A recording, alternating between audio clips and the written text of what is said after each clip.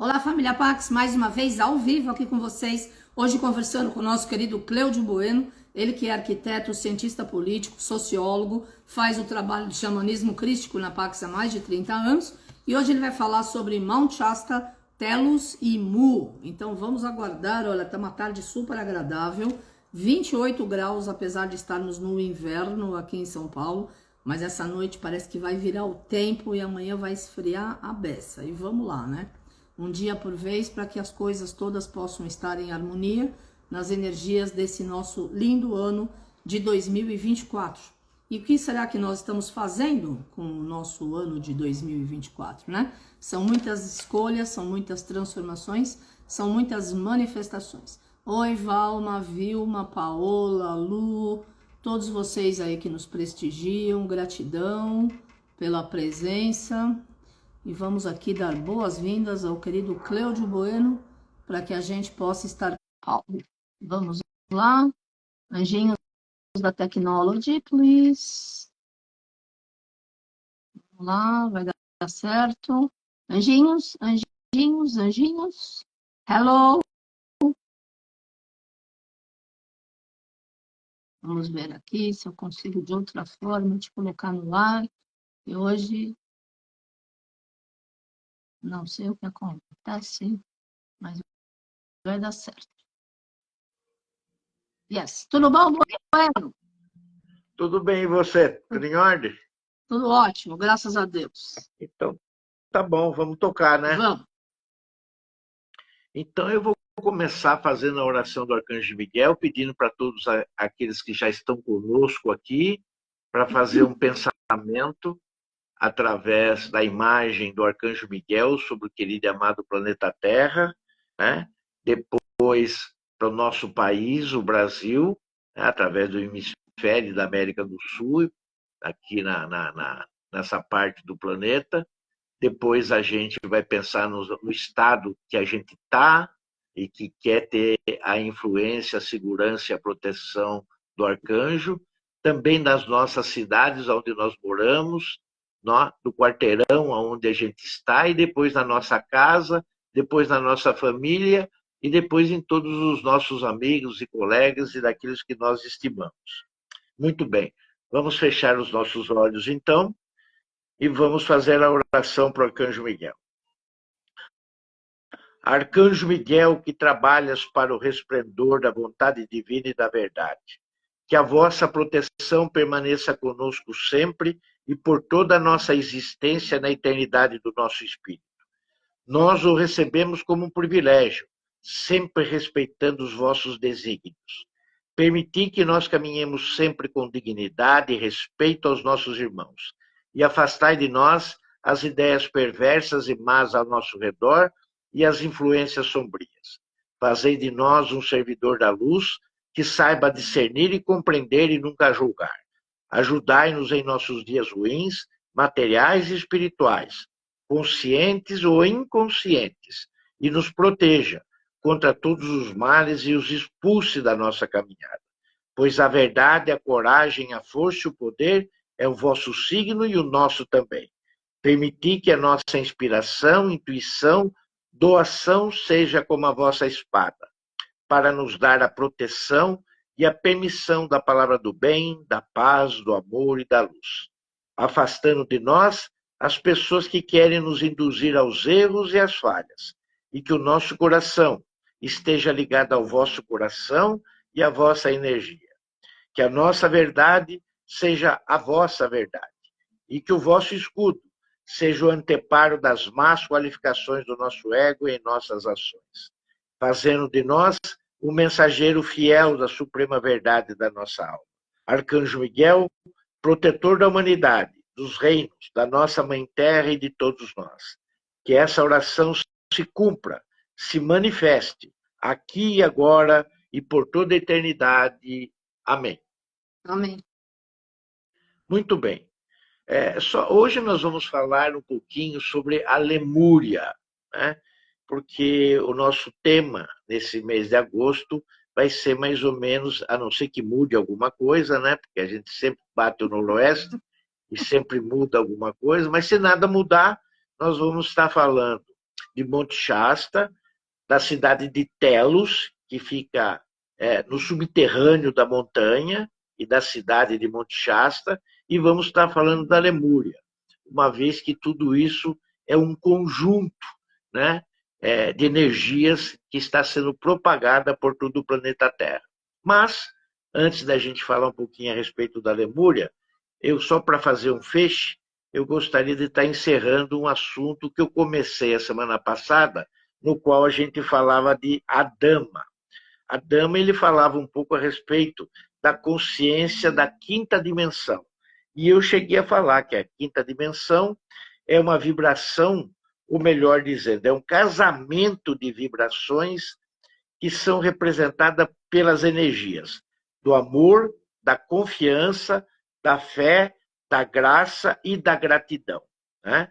Se nós estivermos vinculados a essas virtudes, certamente nós estaremos evoluindo com a nossa consciência para a quinta dimensão.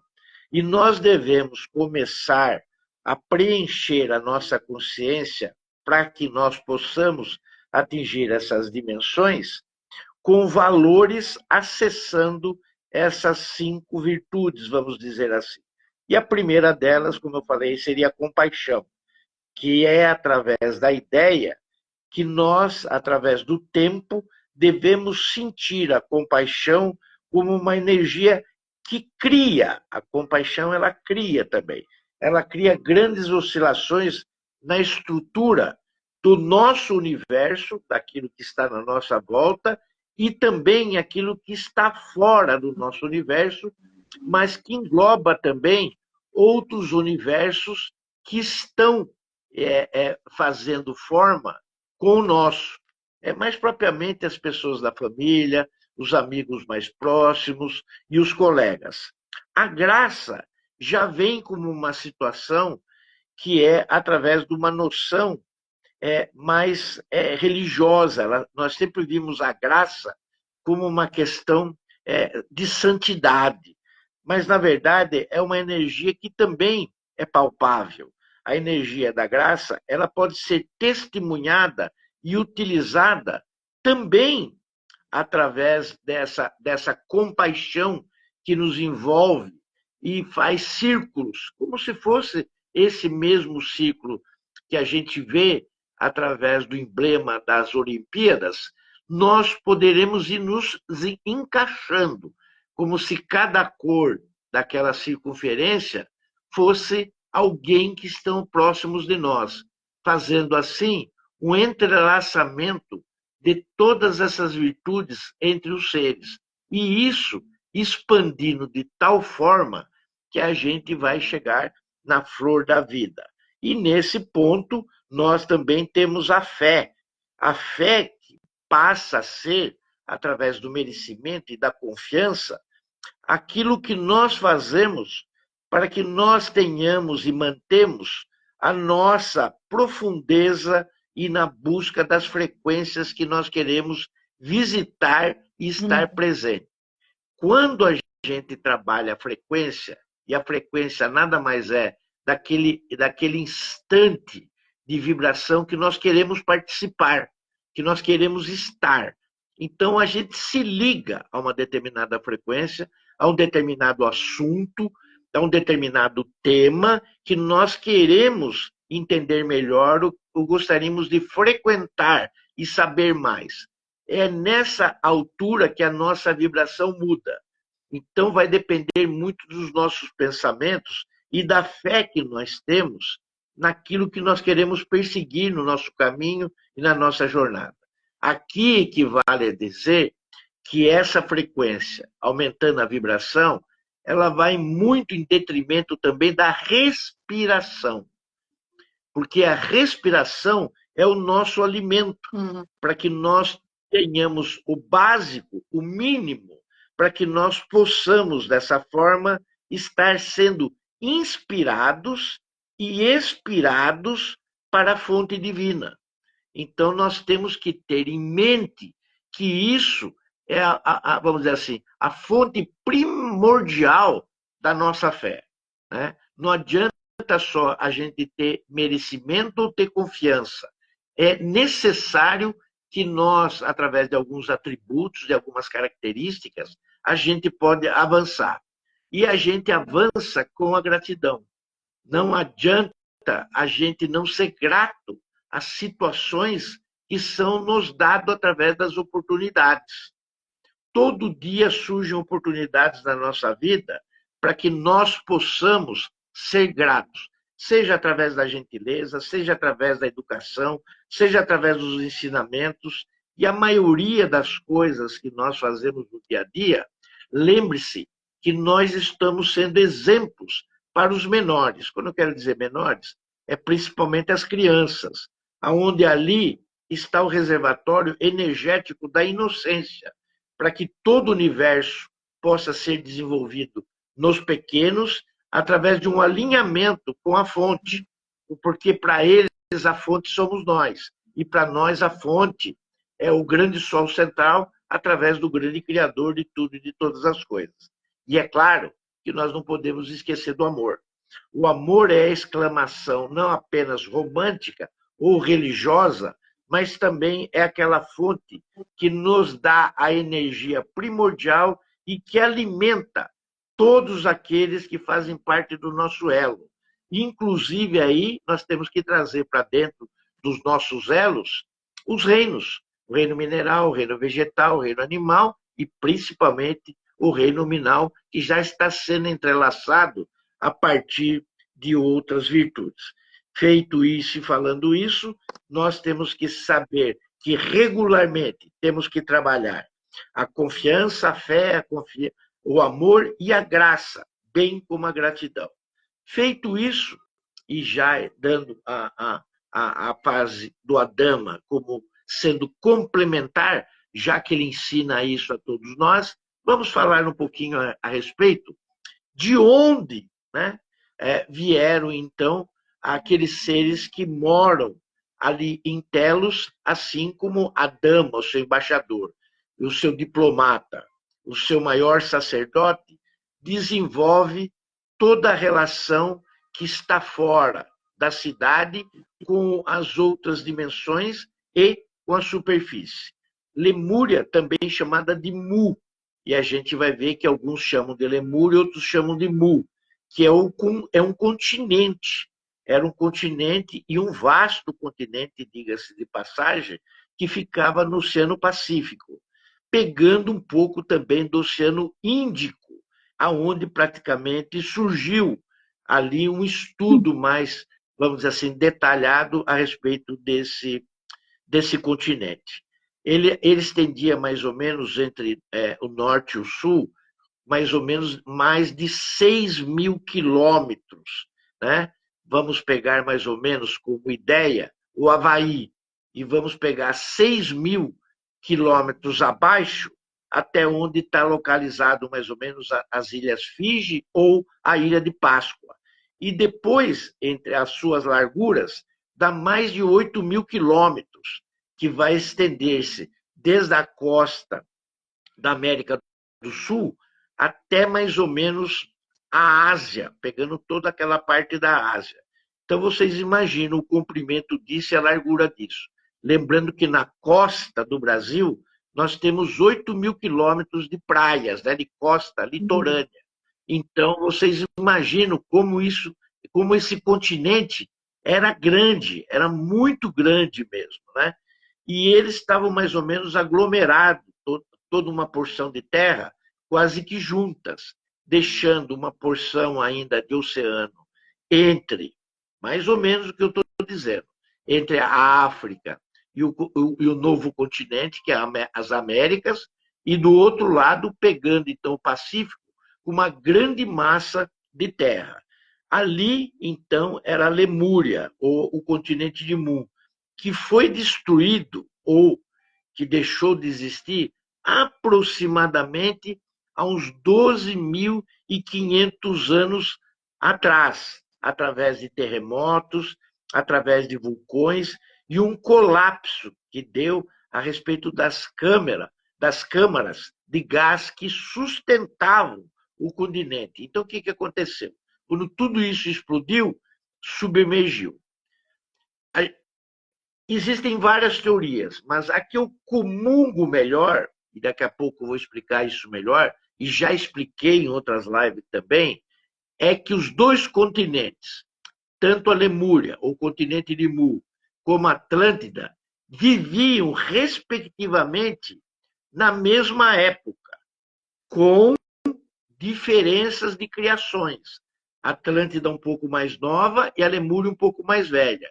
Mas existiam esses dois continentes e se confabulavam, trocavam ideias, informações, teorias e tecnologia, tanto uma quanto a outra. Mas, de repente, foi fluindo uma energia contrária a respeito de nós, os humanos que vivíamos aqui também já no planeta Terra. Mas, para a gente terminar esse assunto, a gente tem que dizer que o continente deixa recordações.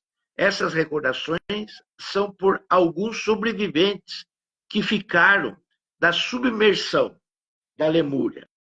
E essa submersão ficou, e essas recordações também, não só através daqueles que conseguiram sobreviver, mas também pela geografia, através dos picos das montanhas mais altas que ficaram acima da superfície do oceano.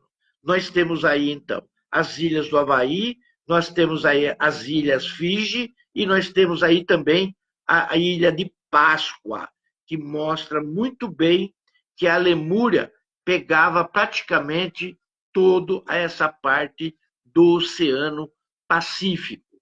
Vamos lembrar também que a Lemúria ela começou, entre aspas, a ser estudada a partir de 1864. E como que essa história da Lemúria começou a aparecer para nós, os seres humanos?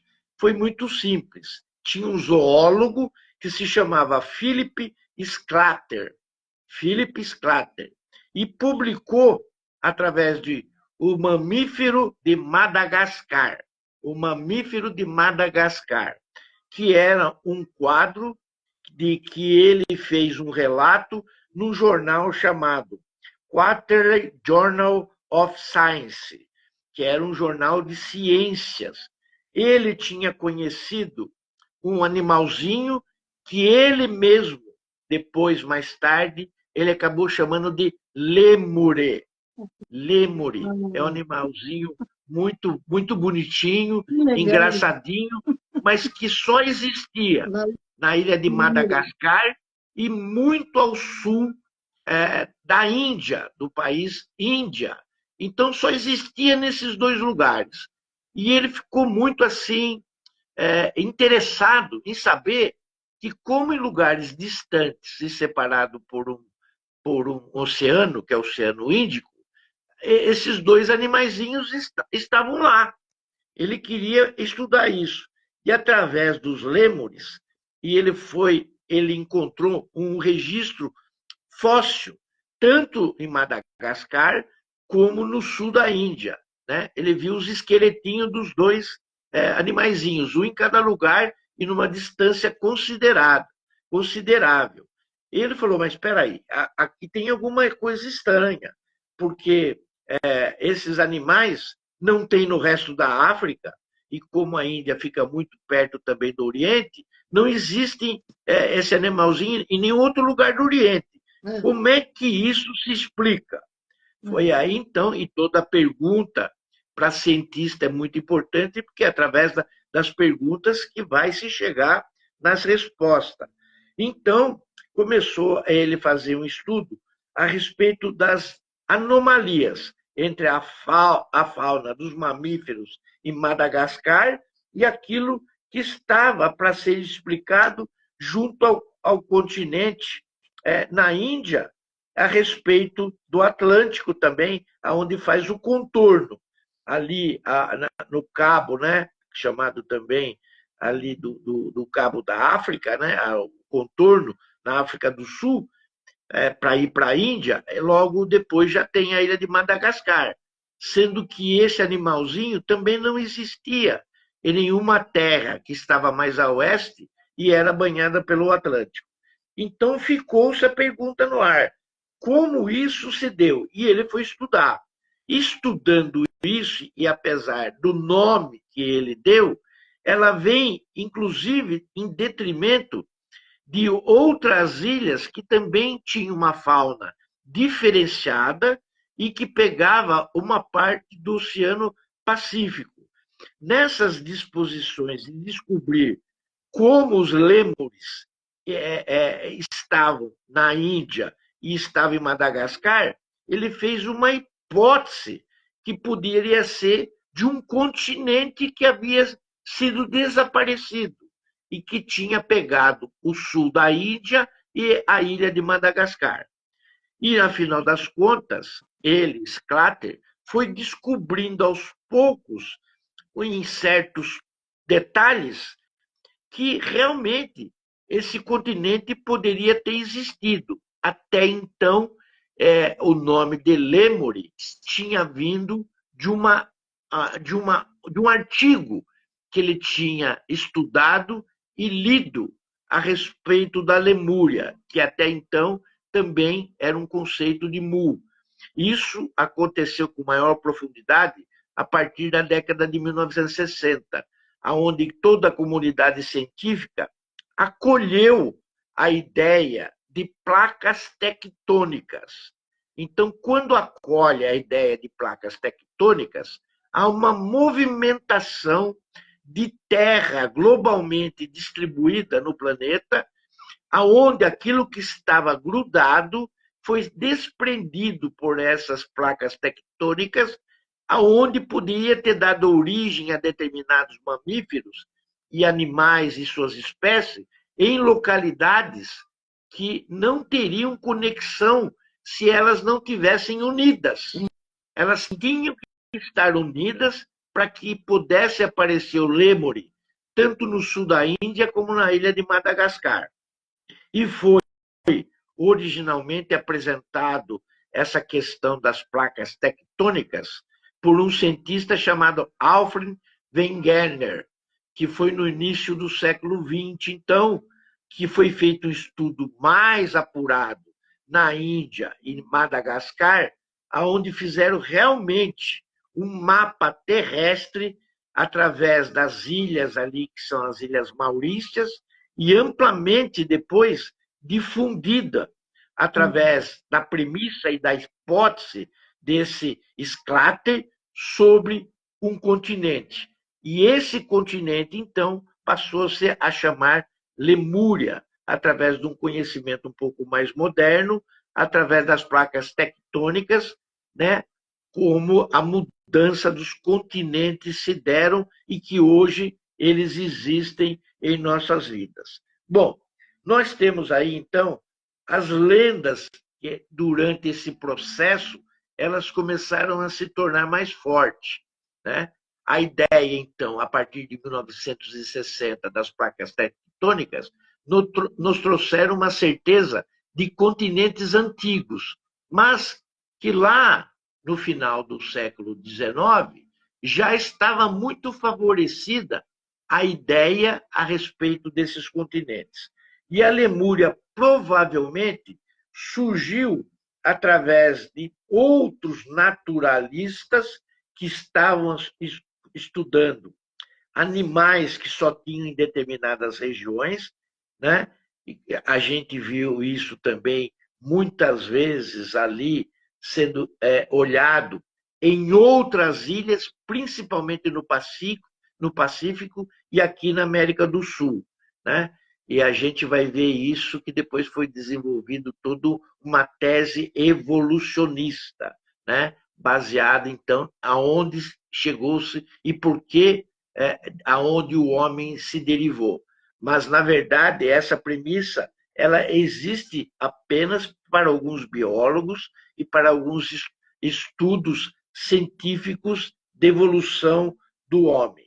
Só que em 1870, né, ali já nos primórdios praticamente do fim do século XIX, Haeckel, ele propôs, era um outro cientista, ele propôs que esse conceito da Lemúria, que tinha sido feito por Sclater, ela tinha um fundamento e um lugar nas nossas vidas como humanos, já que uma parte genética do nosso DNA ele tinha se perdido na história.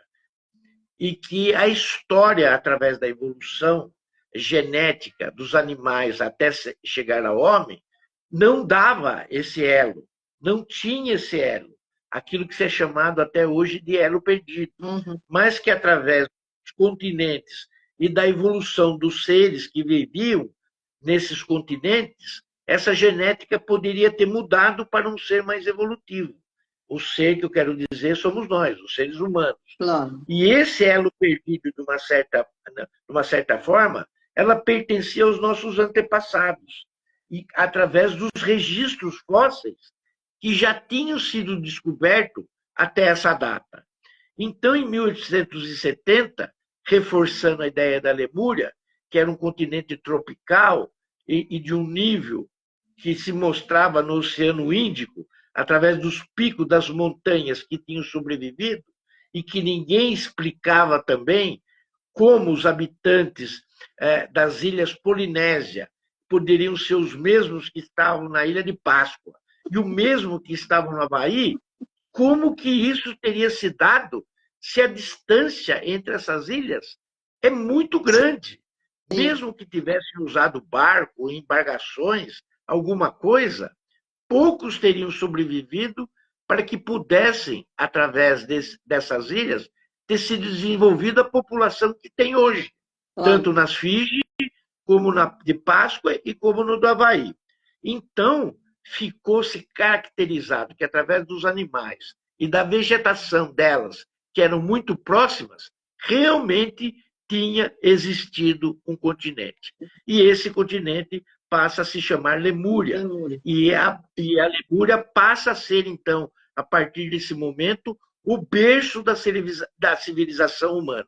E como berço da civilização humana, isso se tornou de uma forma tão grande e tão enraizada para todos aqueles que estavam estudando e buscando explicação, que mais tarde, através de Madame Blavatsky, e aqui que começa uma história um pouco mais importante, e através de todas as suas canalizações, feitas de um ponto de vista ocultista ou esotérica, já bem no finalzinho do século XIX, passando de 1889, já faltando pouco tempo para se dar o novo século, o século XX, foi incorporada definitivamente pelas canalizações que ela tinha feito e mostrado à luz de todo o público, né, com as suas publicações e as suas teorias.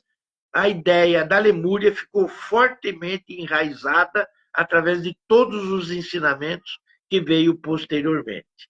E esse trabalho, a partir de 1888, que se chama Doutrinas Secretas, né? É um livro que a Madame Blavatsky escreveu e foi publicado, ela afirma, com todas as letras e através das suas tintas, que a Lemúria era o lar de várias raças raízes, que ali se concentravam para um desenvolvimento maior da nossa humanidade. E que ali era, na verdade, a origem de toda a humanidade, como o resto de todos aqueles continentes que hoje são favorecidos, como no caso da Austrália, toda a parte, vamos dizer assim, banhada pela Ásia, fazia parte do que ela chamou de continente também de Mu, ela chama isso daí, e todas as ilhas vizinhas, mas que nós chamamos de Polinésia. Aí, então, forma-se a ideia do que era a Lemúria, quanto grande ela era. E a Madame Blavatsky, ela fala que todos os habitantes da Lemúria eram altos, entre 3,5 metros e 4,5 metros. Variava de 3,5 metros de altura a 4,5 metros, dependendo, talvez, da estrutura e da raça que cada um trazia por si. E dizia também que esses seres todos eram hermafroditas. Eles tinham dois sexos. Eles podiam tanto gerar a vida como ter a vida.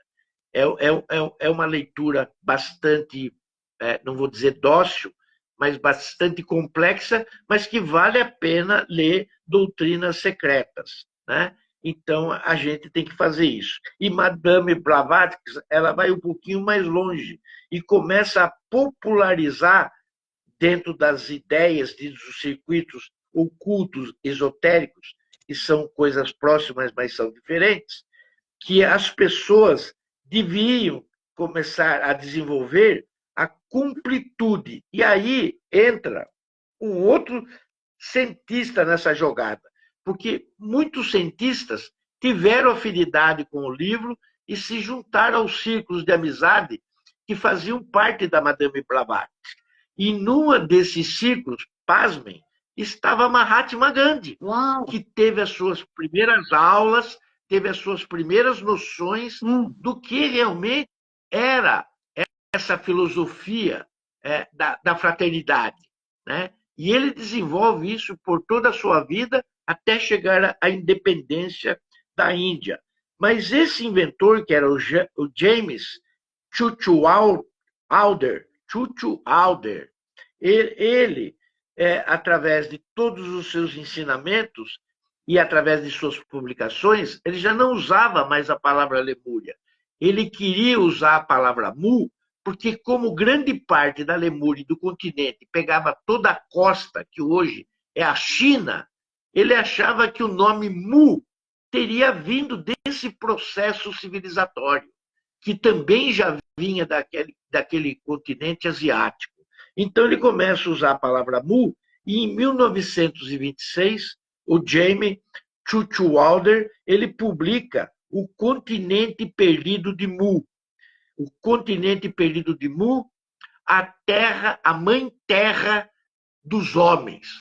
Então ele lança esse livro, né? O Continente Perdido de Mu, a mãe terra do homem, que começa a trazer uma luz e dá um início. Ali, na verdade, dá um início mais forte, mais progressivo no interesse da nossa vida para o continente de Mu. E ele era uma pessoa que não era um peregrino apenas do lugar onde ele estava. Ele era um peregrino do planeta e começou a visitar todos os países em viagem de forma detalhada para ver exatamente as semelhanças que existia no Havaí, que existia na Ilha de Páscoa e que existia em Fiji. E começou a perceber as semelhanças de um mundo perdido. E ele, o Churchill Alder, ele começa, então, a mostrar que esse continente era verdadeiramente o berço da humanidade. E ele, através de todos os seus escritos, ele se convence que o Jardim do Éden ficava na Lemúria. Quando muitos pensam que fica no Oriente, mas basicamente ali no Oriente Médio, entre o Eufrates e o Tigre, que são dois rios que fazem parte da Mesopotâmia, ali onde todos imaginam perto do Mar Vermelho, né? Aonde está o Éden? Não, ele cria então uma outra visão a partir daquilo que restou nesses lugares. E em 1926 a 35, ele começa a publicar um monte de artigos e de livros a respeito de Mu e cria teorias a respeito da Lemúria, de uma forma de intercâmbio, onde todos os pensamentos dos cientistas e das hipóteses, né, de poetas, escritores e todos zoólogos, biólogos, todos aqueles que estudavam a fauna e os animais, começaram a entender que a nossa civilização ela não batia com a evolução da espécie de Darwin. E ali Darwin começa a ficar mais ou menos tentando colocar a sua hipótese que nós fôssemos uma evolução de uma determinada espécie ou raça de animais, é onde ele começa a ficar encaixotado, visto que os grandes intelectuais da época já tinham assumido uma hipótese, e uma experiência em loco diferente da dele. Sim. Diferente da dele, que tinha sido buscado também numa ilha do Pacífico, que era Galápagos, né? Galápagos, como alguns também chamam, né? Onde tinha determinadas espécies de lagarto, de tartaruga, que não tinha em nenhuma outra região. E já o pessoal defensor da Lemúria, ou de Mu, tinha o aspecto interessante que o continente era tão grande que as espécies em determinadas localidades eram diferentes, já que o continente abrangia quase que praticamente o Pacífico todo. E ali, então, se dá a origem, início daquilo que vinha acontecendo entre a Lemúria e a Atlântida, a Monte Shasta. Ali começa a existir uma ligação. E essa ligação, ela tem uma localização central dessa montanha, que ficava no continente, fica no continente, né? Está no estado da Califórnia, bem ao norte da Califórnia, num lugar totalmente protegido e com altura bastante significativa, aonde não pode ser alagado pelo oceano, não tem a placa tectônica, e ali é um lugar que se tem no mundo de segurança e de preservação, é Monte Shasta. E ali é usado, entre aquelas combinações aonde os dois terrenos entram em conflito, há uma exigência e um pedido para uma cidade de luz, que era a primeira cidade instalada no planeta Terra, aonde todos os seres trouxeram a frequência e a vibração para também se manter aqui para o desenvolvimento e a evolução da raça humana, que são aqueles 144 mil seres que vieram de Vênus para nos manter aqui. Então, eles, os moradores, praticamente, da Lemúria e de Mu, pedem que possam estabelecer uma cidade submersa embaixo de Monte Shasta. E eles vão até Shambhala pedir essa autorização, porque sem autorização de Shambhala, nenhum ser pode fazer alguma coisa ou mudar o plano divino que o grande Criador tem para o nosso mundo.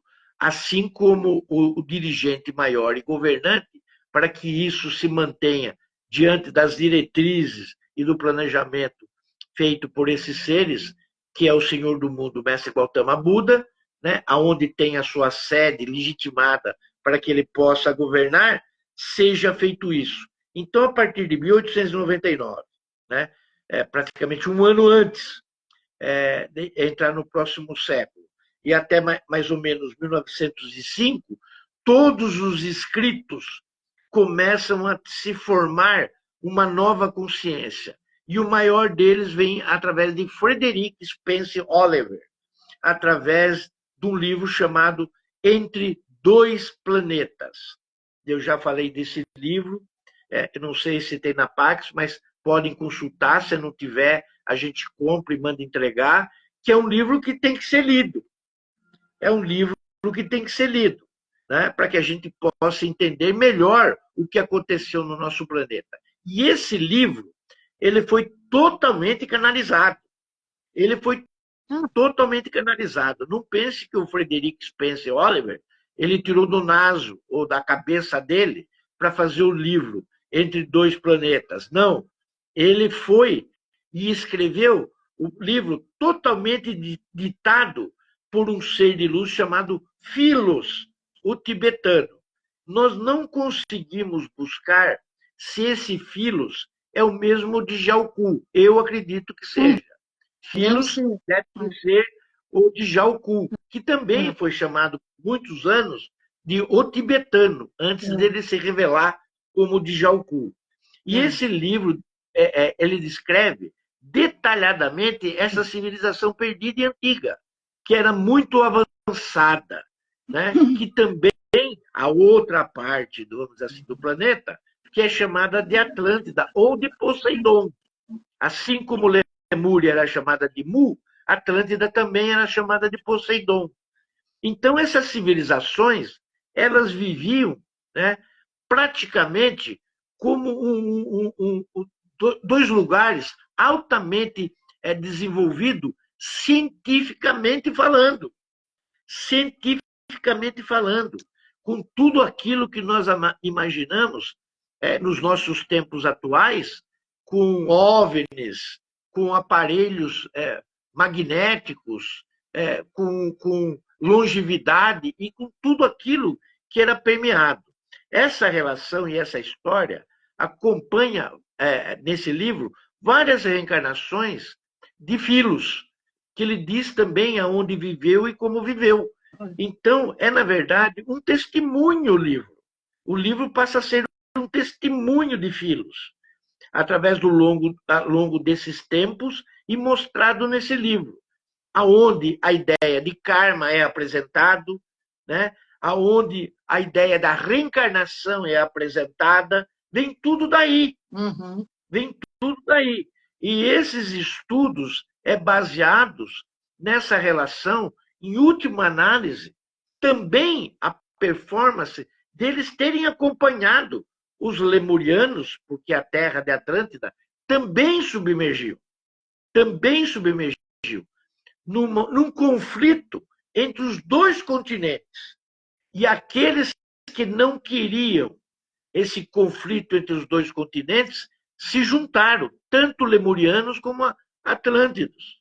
E eles, aqueles que ficaram, aqueles que não submergiram e não perderam as suas vidas, receberam a autorização de Shambhala para a criação de uma nova cidade embaixo de Monte Shasta.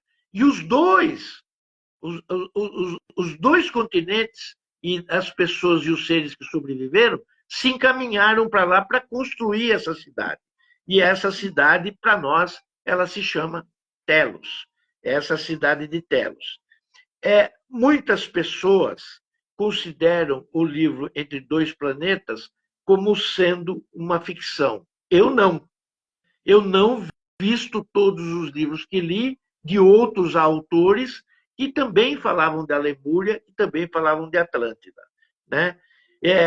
E existem outros escritores que dizem, agora, nesse momento onde Monte Shasta está num ápice muito moderno de ser dito, que Monte Shasta, na verdade, que está sobre o solo da montanha, ela é uma cidade não apenas de luz, mas ela também é uma cidade onde grandes seres estudiosos do mundo ocultista e esotérico, como, por exemplo, Haver, Spencer Lewis, declara, no seu livro de 1931, que a Lemúria na verdade, o continente perdido do Pacífico. Então, ele põe um ponto final nessa discussão.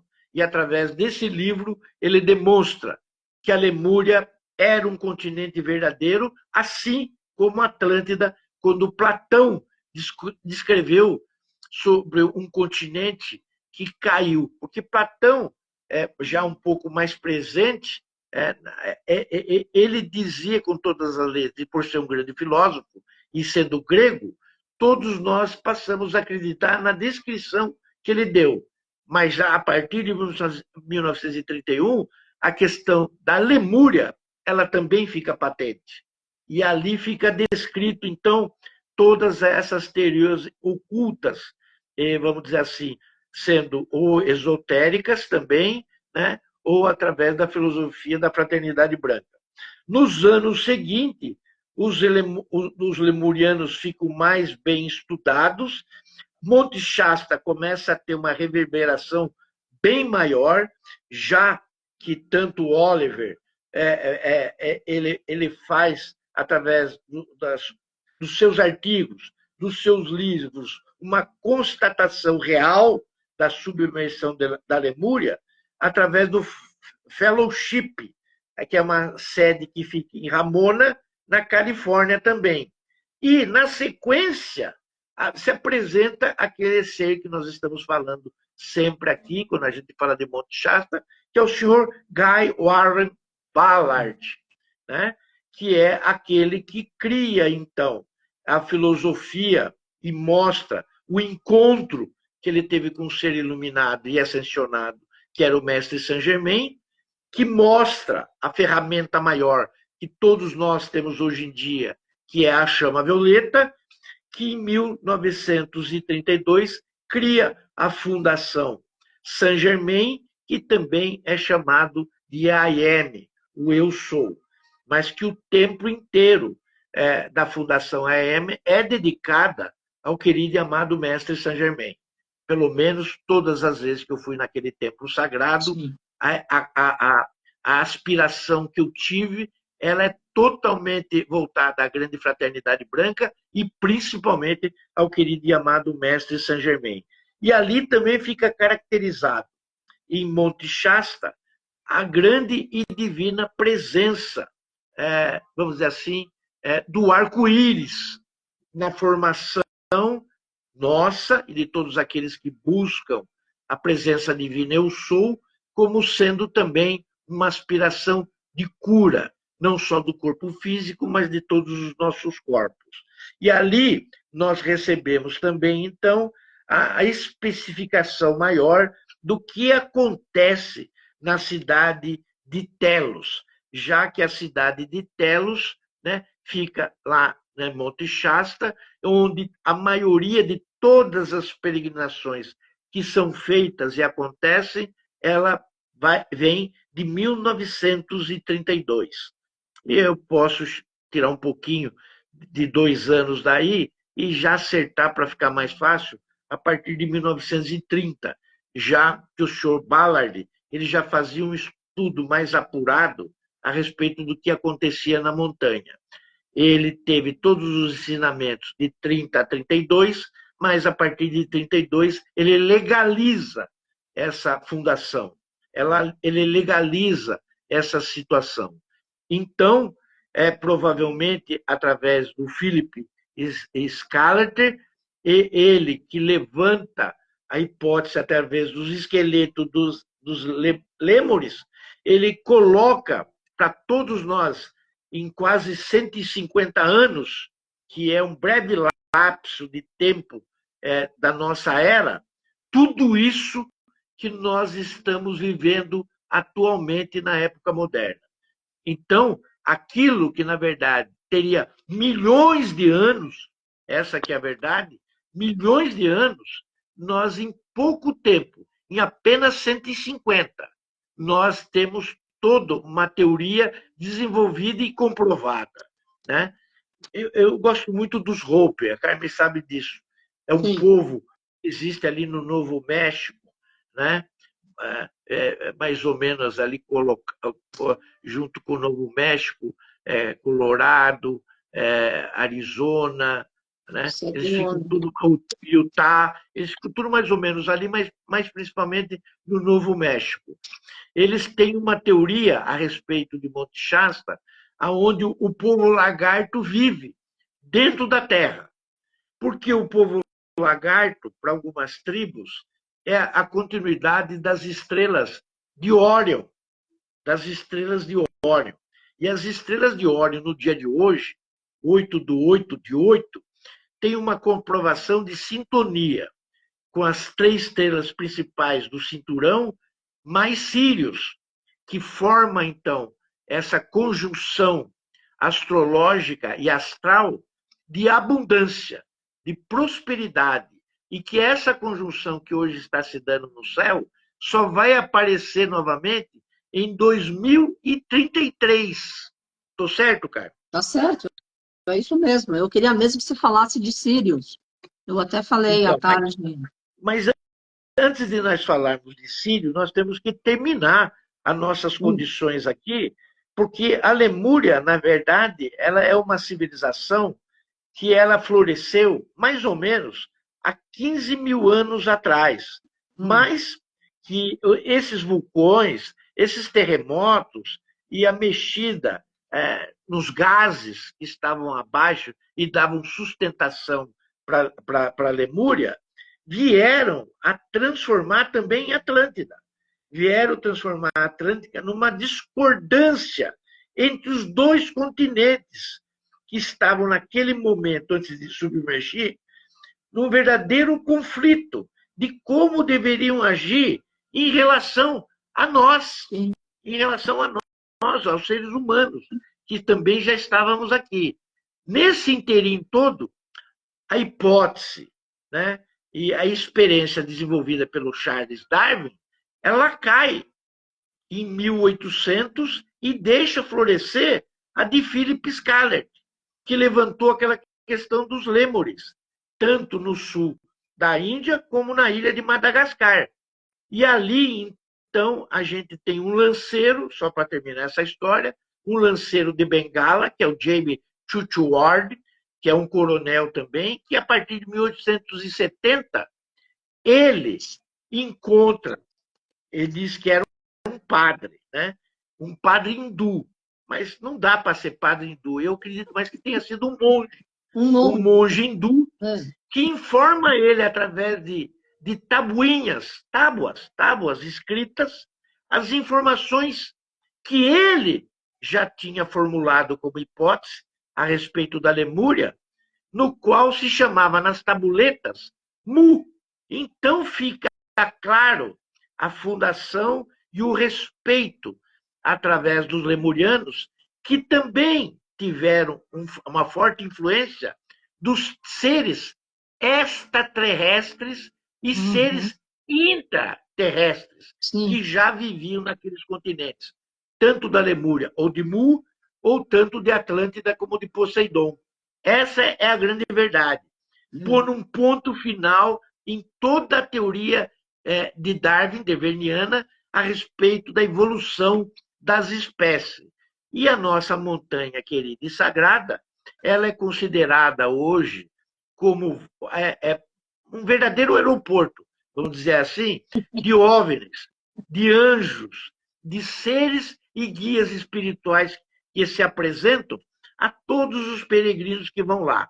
E aqueles que não veem, não têm evidência, sentem a própria energia influenciada através das frequências e das vibrações que esses seres que estão na cidade de Telos, abaixo, né, portanto, no subterrâneo da montanha, exerce sobre todos aqueles que têm a sensibilidade de sentir esses encontros, mesmo que não sejam visíveis. Logo, nós temos que lembrar que a cidade de Telos, na verdade, ela tem um formato octogonal, né? E esse formato octogonal, ela é dividida em camadas, em 8 camadas. Mas eu vou dizer aqui só as primeiras para não me alongar, que nós já estamos quase terminando o nosso tempo. A primeira camada é um centro de educação, de governo e de comércio, com grande templo que pode abrigar 50 mil pessoas. Imagine um ginásio, um templo com 50 mil pessoas, como grande é. E as outras estruturas incluem escritórios governamentais, instalações de entretenimento, escolas, o palácio do rei e da rainha, porque, lembrem, a dama é um diplomata, é um embaixador, é um sacerdote, mas a cidade tem rei e tem rainha. Tem até um espaço que é chamado de espaço-porto, com também habitações seculares, fábricas industriais, jardins hidropônicos, onde toda a alimentação é criada e cultivada com plantas na água e não na terra. Eu já falei de todas essas camadas e da cidade de Telos apenas, detalhadamente em outras lives. Eu só estou fazendo aqui, conjecturando e resumindo alguns aspectos. Atualmente, são 2 milhões de pessoas que estão lá habitando. E que esses lugares e essas línguas que são faladas lá, eles são chamadas de Solar Maru. Solar Maru, que era uma língua de origem sânscrita e do hebraico. Porque essas línguas que eram desenvolvidas na Lemúria e também na Atlântida. Então, vocês veem, as alturas eu já falei, que ficava entre 3,5 e 4,5 de altura, né? E Telos é governado por um rei chamado Ra, olha a semelhança com o Egito, chamado Ra, e pela rainha Ramu-Mu, Rainha Ramu-Mu. Essas informações, elas são mais presentes nos nossos dias de hoje. E também tem um conselho de 6 homens, de 6 mulheres, do qual quem preside é a dama, como eu falei na vez passada na live. As negociações que são feitas lá não envolvem dinheiro, eles não têm uma circulação financeira, eles não envolvem isso monetariamente. Todas as negociações são através dos próprios produtos, aonde cada um trabalha e cada um faz a doação segundo as suas necessidades, para se manterem ali trabalhando e vivendo. E a função primordial dessa cidade, e já disse também na live passada, é a ascensão, que é a ação espiritual mais importante que pode ser desenvolvida entre as dimensões, entre a terceira dimensão e a quinta dimensão, que é a que nós queremos atingir. Nós vivemos a terceira, no tríade, mas nós queremos avançar rapidamente pela quarta e chegarmos na quinta. Essa, praticamente, é o teor e o objetivo principal da cidade. Essa era dos lemurianos, eles aconteceram dentro de um facho de tempo de 4 milhões e 500 mil anos antes de Cristo, até 12 mil anos antes de Cristo. O desenvolvimento, então, desse continente, ele é primordial para nós entendermos como isso se deu. O número de habitantes da Lemúria e da Atlântida que foram para a formação dessa cidade fica em torno, mais ou menos, de 200 mil seres. Hoje, ela está em 2 milhões de seres entre os Atlantes e entre os Lemurianos. Por que as duas terras desapareceram? Né? Aqui é um resuminho breve, para não esquecer essa parte. Os Lemurianos pensavam que as sociedades menos evoluídas, que eram as nossas, e aquilo que existia em outros continentes, em outras terras do planeta, deveriam poder evoluir no seu próprio tempo e sob as suas próprias escolhas. Pensava assim os Lemurianos. E os Atlântidos, aqueles que eram de Poseidon, eles pensavam diferente. Eles pensavam que essas civilizações, elas deviam estar sob a proteção dos superiores, dos seres superiores, ou seja, deveriam ser comandados. Os Atlantes queriam que as outras civilizações menos avançadas tivessem a proteção e fossem, como eles eram superiores, como, vamos dizer assim, tutelados, para que eles crescessem segundo as informações. E antes do conflito entre Lemúria e Atlântida, eles pediram para fazer essa cidade em Monte Shasta, através de Shambhala, foi consentida, eles criaram a cidade e todos foram desfrutar dessa permissão de Shambhala para criar ali em Monte Shasta, embaixo da montanha, tudo aquilo que Telos poderia receber, tanto dos registros da Lemúria como da Atlântida, todos os fogos sagrados. Quando eu digo fogos, eu estou dizendo das chamas. Porque fogo, chama, é diferente também. O fogo, a chama, são coisas totalmente diferentes. Então, nós temos que ver que os fogos aí, elas foram para Telos, eles foram para debaixo da montanha. E de lá, eles foram para os lugares sagrados.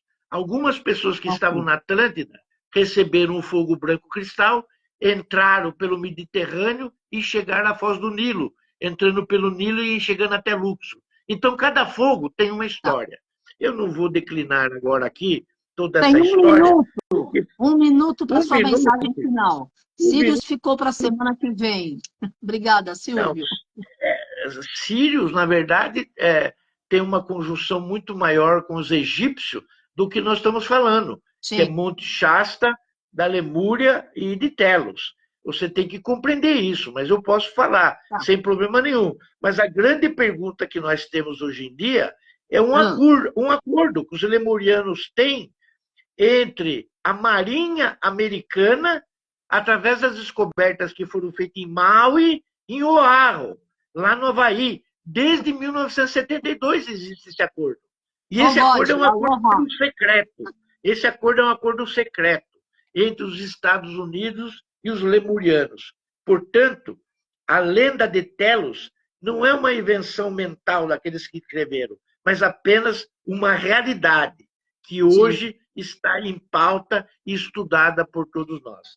Obrigada, Bueno. Não dá nem para você falar tchau. Está todo mundo elogiando, agradecendo, foi maravilhoso, fantástico. Mas é assim mesmo. Gratidão, gratidão, gratidão, gratidão. Gratidão. Namastê, família Pá.